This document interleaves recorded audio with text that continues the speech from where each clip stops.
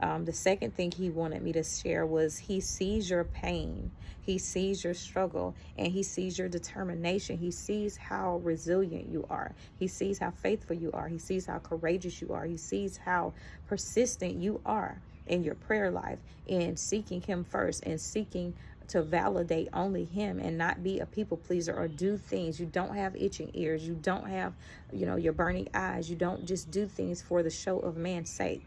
And this is why you have become the apple of his eye, in a sense, because you always were, but even more so now because you've shown yourself to be approved.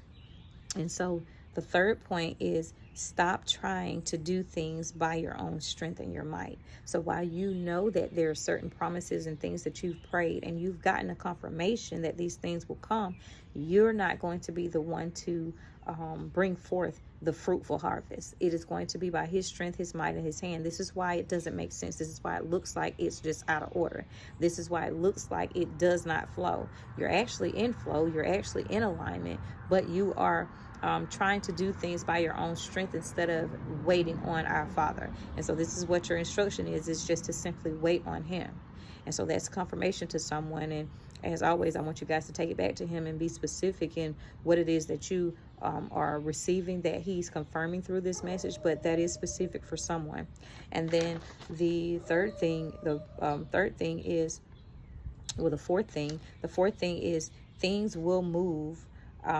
Your instruction is not to know the details, but to be obedient and to be prepared when he calls you. And so that's just like you, a student, and they know it's a test day. You know that there's going to be a test. You know it's a test day. It's going to be a pop quiz. If your teacher says, okay, well, it's going to be a pop quiz one day. You're in school Monday through Friday, but one of those days she's going to give a pop quiz, and it's a pop quiz because you don't necessarily know. But that means that you need to study and show yourself approved. That means that you need to show up on time. That means that you need to make sure that your pencil is sharp and that you have a pen. All of these different things, your calculator, whatever you're using needs to be in order. It needs to be ready to go, because when he says go, it's going to go. And so, but he wants you to be reminded that it is not the instruction. Things are going to move. Your instruction is not to know. And what the thing is he's saying here is the instruction is you don't have to have all the answers. He does not have to give you any more than what he's already given you. The instruction is be obedient and be prepared when he calls you. When he says it's go time, you should be equipped, ready to go.